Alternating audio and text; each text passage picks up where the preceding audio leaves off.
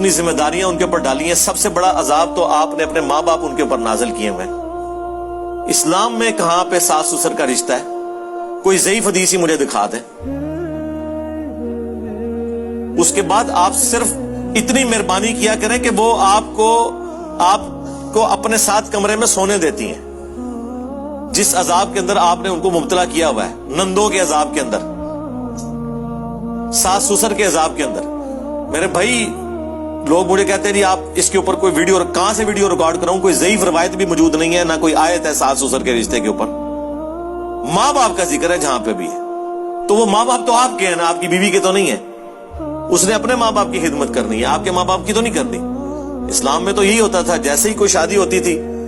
अस्तगफिरुल्लाह, आपने इस प्लम्बर का बयान सुना कि वालिदैन को अजाब बोला। आपके शायद वालिदैन अजाब होते होंगे, बाकी किसी भी इंसान के लिए, चाहे वो मर्द हो चाहे वो औरत हो, उनके वालिदैन उनके लिए अजाब नहीं होते।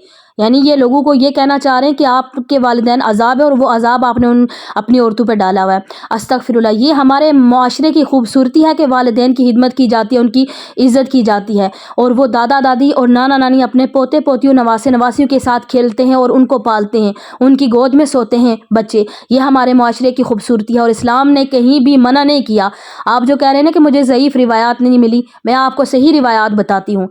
नबी पाक सल्लल्लाहु अलैहि वसल्लम ने, एक औरत आई और उसने कहा कि या रसूलल्लाह सल्लल्लाहु अलैहि वसल्लम, पैगाम भिजवाया कि या रसूलल्लाह सल्लल्लाहु अलैहि वसल्लम, मेरे वालिद साहब का इंतकाल हो गया है, लेकिन मेरा शौहर जाने से पहले मुझे मना करके गया था कि अपने घर से बाहर नहीं निकलना। तो या रसूलल्लाह मैं क्या करूँ, क्या मुझे जाना चाहिए बाप के जनाजे में? तो आप अलैहिस्सलाम ने फरमाया कि अगर तुम घर में ठहरी रहो तो तुम्हारे लिए बेहतर है। वो औरत नहीं गई बाप के जनाजे में। जब शौहर वापस आया तो उसने देखा कि बीवी ने इतना उसका हुक्म माना, इतनी उसकी अताअत की, वो बड़ा खुश हुआ। और नबी पाक अलैहिस्सलाम ने फरमाया कि वो औरत जन्नती है, यानी बाप के जनाजे में भी नहीं गई वो औरत। आजकल के दौर में अगर ऐसा किया जाए, इजाज़त मांगती है इजाज़त, वो तो खुद ही मुंह उठा के चली जाती हैं। वैसे भी जाना हो, जनाजे में नहीं गई, सिर्फ इस वजह से कि उसने शौहर की अताअत की। ये तो सही हदीस में मौजूद है ना कि औरत अपने शौहर की ताबेदारी करेगी। अगर शौहर ये कह रहा है कि उसके माँ बाप की थोड़ी सी खिदमत कर लो, टाइम पे उनको खाना दे दो, दवा दे दो, तो इसमें क्या हर्ज है?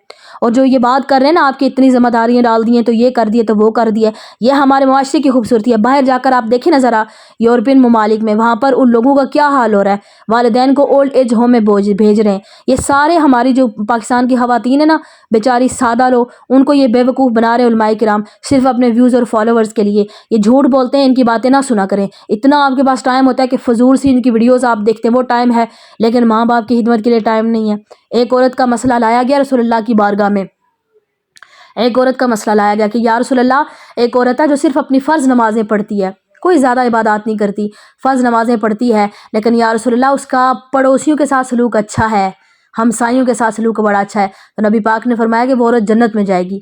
एक और औरत का मसला लाया कि या रसूलल्लाह सल्लल्लाहु अलैहि वसल्लम, एक और औरत है कि वो क्या करती है कि अपने हमसायों को बड़ा तंग करती है, कूड़ा करके उनके घर के आगे फेंक देती है, उनको परेशान करती है, गालम गलोच करती है, या रसूलल्लाह उनको परेशान करती है, लेकिन नमाजें पक्की पढ़ती है, तहज्जुद गुजार है और वो बड़ी इबादत करती है। तो नबी पाक ने फरमाया कि वो जन्नत में नहीं जाएगी। अब ये पड़ोसी कौन लोग होते हैं? गैर लोगों के बारे में इतना बताया गया है। तो वो शौहर कि जिसके कपड़े धोने पर भी औरतों को सवाब मिलता है। ये कान खोलकर औरतें मेरी बात सुन लें, कपड़े धोने पर भी आपको अजर दिया जाता है, खाना पका कर देने पर भी आपको अजर दिया जाता है, हर चीज़ पर आपको अजर दिया।